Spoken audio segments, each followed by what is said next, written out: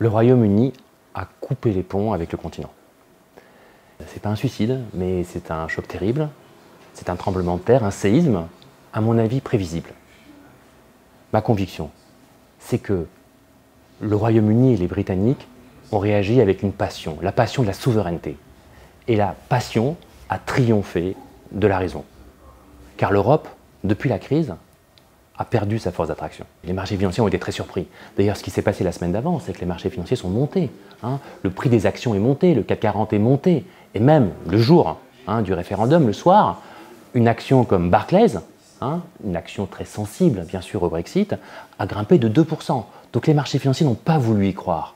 Et ils ont donc été surpris par cette nouvelle, comme les bookmakers et comme beaucoup d'hommes politiques. Ils ont réagi avec ce vendredi noir. Le lendemain, évidemment, vendredi noir, comme il y a eu malheureusement plusieurs fois ça dans l'histoire, un crack immense, un crack de 8%, par exemple sur le CAC 40. La livre sterling a perdu plus de 12% le même jour. Donc on a vu bien sûr les monnaies chuter et bien sûr les actions chuter. Le principal risque du Brexit, il est politique. C'est-à-dire que le référendum a joué l'enjeu de l'Europe demain.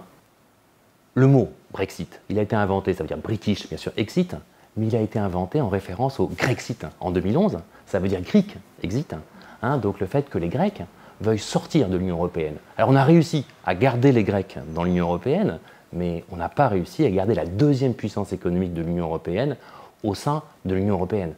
Et donc du coup, le risque, c'est un risque d'éclatement, c'est un risque d'implosion, c'est un risque de contagion.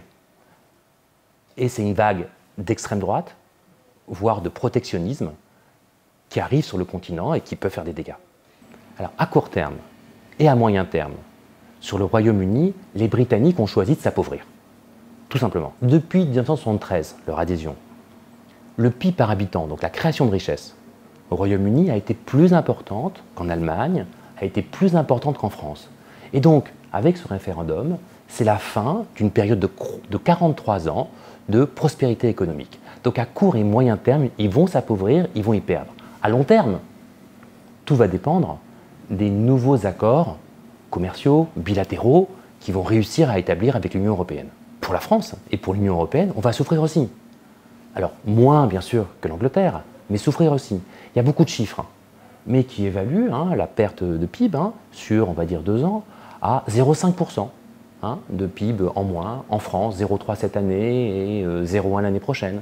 Donc il y a une petite activité réduite et il y a une petite perte de PIB et de création de valeur. Le problème, c'est que cette perte de création de richesse, elle arrive à un moment donné où la reprise est fragile. Et donc elle arrive à un mauvais moment. Donc il faut absolument que cette fragilité n'entraîne pas à nouveau une situation trop difficile pour la croissance européenne et la croissance de la zone euro. Première conséquence sur les marchés financiers, la volatilité. Les marchés n'aiment pas l'incertitude, n'aiment pas l'inconnu. Il y a eu beaucoup de volatilité, dans les semaines précédentes. Il y aura encore beaucoup de volatilité dans les semaines à venir. Deuxième conséquence, c'est bien sûr la chute, le crack. Donc d'abord, chute des monnaies. La livre a perdu 10%, elle devrait continuer à perdre dans les mois qui viennent, mais même l'euro a chuté.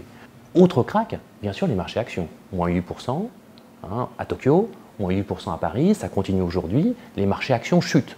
Et puis bien sûr, les valeurs refuges.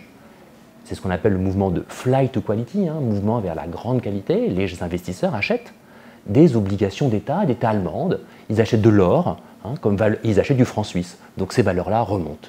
Donc première conséquence, volatilité. Deuxième conséquence, chute des marchés, notamment chute de la monnaie et chute des marchés actions. Et à mon avis, il y a au moins 3 conséquences. Une première conséquence, c'est sans doute la relocalisation d'activités financières sur le continent.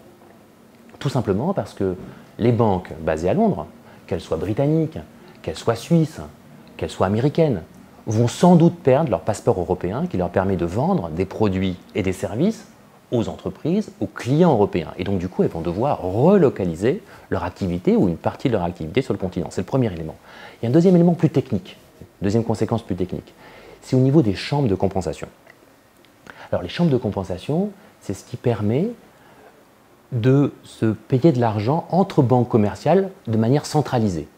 Et depuis la crise, pour limiter le risque systémique, le risque de crédit, il y a eu un renforcement de l'obligation de compensation et un renforcement de ces chambres de compensation. Pour l'instant, beaucoup d'activité de ces chambres de compensation est à Londres.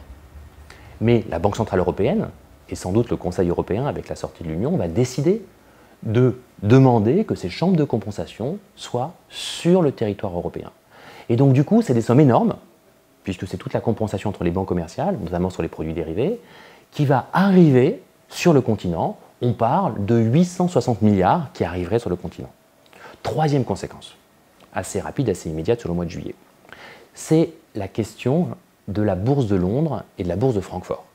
La bourse de Londres et la bourse de Francfort ont décidé de fusionner en début d'année. C'était avant le Brexit. Donc cette fusion, qui va sans doute se faire, va être sans doute remise à plat dans ses modalités.